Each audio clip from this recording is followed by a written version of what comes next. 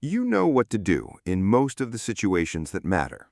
The difficult conversation you have been avoiding, the habit you keep promising yourself you will change, the commitment you have been making and not keeping. You know. The knowledge is not the problem. The gap between the knowing and the doing is the problem. And the gap is wide enough that you have probably developed a quiet disdain for yourself about it, the person who knows and does not do. The entire self-improvement industry is built around this gap. Read more, understand more, develop a better system, find the right framework, and eventually the knowing will produce the doing. The assumption is that the two are separate. Knowledge is the input, action is the output, and the pipeline between them just needs to be improved. Wang Yangming, the 15th and 16th century Chinese general, philosopher, and military strategist, who is one of the most important and least known figures in the history of philosophy, said this assumption is the root of the problem, not the symptom, the root. He said knowledge and action are one thing, not that they should be united, not that the goal is to close the gap between them, that genuine knowledge, the knowledge that reaches all the way down, that has been truly and not merely intellectually apprehended, is inseparable from action. If you know and do not act, you do not yet know. The not acting is the evidence that the knowing has not yet reached the depth at which it becomes genuinely, rootedly, inseparably yours. This is either the most demanding or the most liberating thing anyone has ever said about the relationship between understanding and living. It depends entirely on what you do with it. There's a comfortable fiction that the self-improvement culture has made available that Wang Yangming identifies with the precision of a man who spent his life on battlefields. The fiction is that the gap between knowing and doing is a logistical problem, a problem of systems, of motivation, of the right framework applied at the right moment, that if you understand enough, your patterns, your history, the neuroscience of behavior change, the philosophy of virtue, the understanding will eventually bridge the gap, that knowledge accumulates and eventually produces action.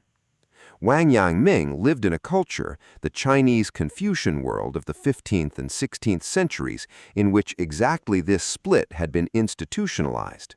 The examination system rewarded people who could recite and analyze the classics. The scholars knew the texts. They could discourse brilliantly on virtue, on the proper conduct of the gentleman, on the Confucian ideal of the person who embodies Ren and Yi, humaneness and righteousness. And they did not necessarily live any of it. The knowing and the doing had been separated by the very system designed to produce both. He said, this is not knowledge. Knowledge that has not become action is not the thing. It is the image of the thing, the concept of the thing, the representation of the thing. And the person who mistakes the concept for the knowledge has not yet done what the knowing requires. The good person does not know goodness and then practice it. The knowing and the practicing are the same motion. The knowing that does not move is not knowing. Wang Yangming was born in 1472 in Yuyao, in the Zhejiang province of China, to a family with a tradition of scholarship and public service. His father was a high official in the Ming dynasty court. He studied the Confucian classics in preparation for the imperial examinations and passed at 27, later than most of the dynasty's ambitious scholars. He entered official life and immediately encountered the reality that the Confucian ideals he had studied were frequently incompatible with the political conditions he was navigating. He is most famous for an act of moral courage that cost him dearly. When the powerful eunuch Liu Jin, who had effectively captured the imperial court, was persecuting officials who crossed him, Wang Yangming intervened on behalf of a group of unjustly punished officials.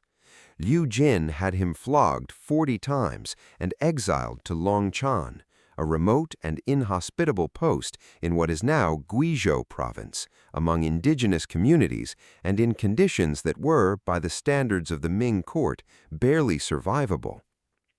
In Longchang, in a cave, in conditions of genuine physical deprivation, he had the realization that became the foundation of his philosophy. He had been trying to achieve the knowledge of the nature of things through the Confucian method of investigating things, studying the texts, examining objects and situations from the outside, accumulating the understanding that the method was supposed to eventually produce. In the cave, he understood that the knowledge he was looking for was not outside, it was inside, already present. The Liang Ji, the innate moral knowledge, the knowledge of the good that every human being is born with. He returned from exile with the philosophy largely formed. He served subsequently as an official and a military commander of considerable effectiveness, suppressing revolts, defeating armies, governing difficult regions, while simultaneously teaching, writing, and developing the philosophical school that would bear his name.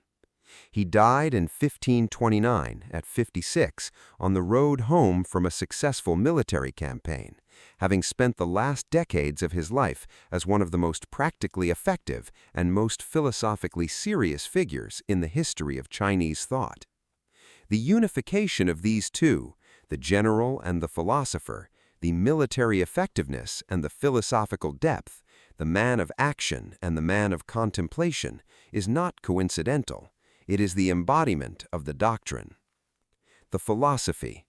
Two ideas that constitute the Wang Yangming system and that together produce the most demanding and most practically useful account of the relationship between knowing and doing in the philosophical tradition. The first is Ji, the extension of innate knowledge.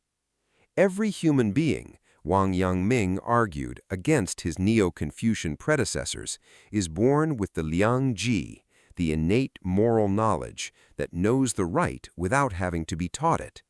The infant knows to love its parents. The person knows without philosophical training when they have treated someone unjustly. The knowledge of the good is not acquired from the outside through study. It is the original endowment of the human mind. This does not mean education is useless. It means education is not the source of the knowledge. It is the clearing away of what has covered it. The innate knowledge is present but obscured by selfishness, by habit, by the desire-driven reasoning that justifies what the deeper knowing already knows is wrong. The philosophical practice, the Ji, the extension of innate knowledge, is not the acquisition of something new. It is the removing of what blocks the knowledge already present from expressing itself fully in action. The second idea is Xing He, the unity of knowledge and action. This is the claim that makes Wang Yangming's philosophy revolutionary and that most philosophical traditions, including the Confucian mainstream he was operating within, have found difficult to accept. He says, genuine knowledge of the right always and immediately moves toward action, not eventually, immediately, not as a matter of motivation or willpower, as a structural feature of what knowledge is. The person who genuinely knows that fire is hot does not need to deliberate about whether to remove their hand. The knowledge and the movement are one motion. The person who knows that kindness is required and pauses to decide whether to be kind has not yet genuinely known that kindness is required. The pause is the evidence of the gap, and the gap is evidence that the knowing has not reached the depth at which it becomes genuinely operative. This is not a counsel of impulsivity. Wang Yangming was not arguing that we should act without reflection. He was arguing that the reflection that is genuinely philosophical, that reaches the innate knowledge rather than remaining at the level of the concept, produces action as its natural expression rather than as a separate downstream product. The action is not after the knowing, it is the knowing expressing itself. Now the bridge. Because Wang Yangming was a 15th and 16th century Chinese Confucian philosopher general working within the specific context of Ming Dynasty intellectual culture. But here is what translates directly. The knowledge you have that has not become action, the understanding of the difficult conversation that has not produced the conversation, the knowing about the habit that has not changed the habit, the insight about the relationship that has not changed how you are in the relationship. Wang Yangming's diagnosis is not that you lack motivation or a good system. It is that the knowing has not yet reached the depth at which it becomes genuine knowledge. It is still at the level of the concept, the representation of the thing, rather than the thing itself. You know about the difficult conversation. You do not yet know the difficult conversation in the way that genuine knowledge of it would produce the having of it. The prescription is not more knowing, it is the extension of the knowing downward, past the level of the concept, past the level of the intellectual formulation, to the level at which the innate knowledge is reached, the level at which you are not thinking about the right thing to do, but simply, naturally, without deliberation, doing it. This is the Wang Yangming promise. Not that action becomes easy. He spent his life in some of the most difficult circumstances available to a Ming Dynasty official. That action becomes the natural expression of the knowing rather than the perpetually deferred product of it. That the gap, the specific, exhausting, quietly shameful gap between the knowing and the doing, is not a motivational problem. It is a depth problem, and depth is available. Here is what Wang Yangming asks of you, practically, today. First, identify the knowing that has not become action. The specific case, not in general, the particular difficult conversation, the particular habit, the particular commitment you have been making without keeping, the place where the gap is most visible and most costly. And ask the Wang Yangming question. Is this genuine knowledge or the concept of knowledge? Do I know it in the way that knowing it would produce action, or do I know about it, have the intellectual representation of it, in a way that I have been mistaking for the real thing? The distinction is important and honest. The concept of the difficult conversation is not the knowledge of the difficult conversation. The concept lives in the head. The knowledge, when it is genuine, lives in the whole person, and it moves. Second, extend the knowing downward. Not more information, more contact. Take the knowing you have and bring it into contact with the actual situation rather than the idea of the situation. The difficult conversation. Sit with the actual person in your mind, the actual relationship, the actual stakes, the actual person who will be affected by the continuing absence of the conversation, not the abstract case for having it, the specific, felt, fully real weight of what the not having it is costing. This is the Zhi practice, extending the innate knowledge from the concept down to the place where it connects with the actual world and the actual people in it. Wang Yangming found his philosophy in a cave through exactly this kind of contact, not with texts, but with the actual reality of his own experience, stripped of everything that had been obscuring it. Third, act before the reasoning finishes. This is the most counterintuitive of Wang Yangming's practical instructions, and the most useful. The person who waits for the reasoning to be complete before acting is operating from the concept rather than from the genuine knowledge. The genuine knowledge moves before the reasoning is finished, the way the hand moves from the fire before the mind has formulated the proposition, fire burns. Find one action, small, specific, available today, that the genuine knowing would produce right now before the deliberation that has been substituting for the knowing is allowed to continue. Not recklessly, the action that the innate moral knowledge, uncovered and extended, points toward. Take it, without waiting for the reasoning that has been, in practice, a way of not taking it. Fourth, practice the unity in the small. Wang Yangming's philosophy is tested not in the grand moments, but in the ordinary ones. the small courtesy that the innate knowledge prompts and that the busy self neglects, the minor dishonesty that the concept-level knowing tolerates and that the genuine knowing would not, the moment of genuine attention that the innate knowledge of the other person requires and that the distracted self does not give. Find one small moment today in which the knowing and the doing are exactly simultaneous, in which there is no gap, no deliberation, no calculation of whether the action is worth the effort. The spontaneous kindness, the immediate honesty, the unrehearsed presence. That is the Wang Yangming unity expressed in the available form. That is what the philosophy is pointing toward. Not the grand demonstration of integrated character, the ordinary moment of the person whose knowing and doing have become, in that moment, the same thing. I want to close with the image I keep returning to when I think about Wang Yangming. Not the cave in Longchang, not the military campaigns or the court politics. The flogging.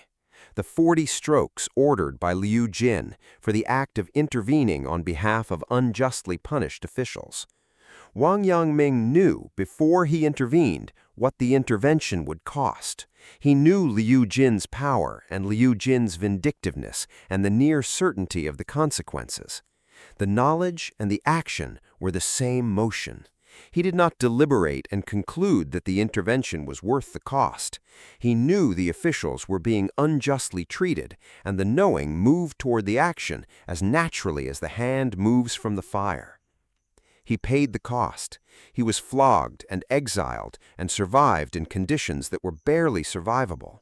And in the cave, where the survival was barely happening, he discovered that the knowledge he had been looking for in the texts had been present all along, not as an additional discovery, as the confirmation of what the knowledge become action had already shown him, that genuine knowing moves. That the life organized around the unity of knowing and acting is the life that is most fully, most genuinely, most completely human. The 40 strokes were the proof, not a theoretical proof, the proof that a life makes when the knowing and the doing are, finally, one thing. Here is the question Wang Yangming leaves us with today. Name the knowing that has not yet become action in your life, the one that has been living at the level of the concept, the representation, the intellectual formulation, the place where you know about the thing rather than knowing the thing. And ask, what would it take for this knowing to reach the depth at which it moves? Not what more information do you need, not what better system would help. What is between you and the genuine knowledge that produces the action as its natural expression? Leave that in the comments, because naming the gap and asking the Wang Yangming question about what is filling it is the beginning of the extension of innate knowledge that his philosophy describes, the beginning of the unity, the beginning of the life in which the knowing and the acting are, finally, one motion. I'll see you in the next one.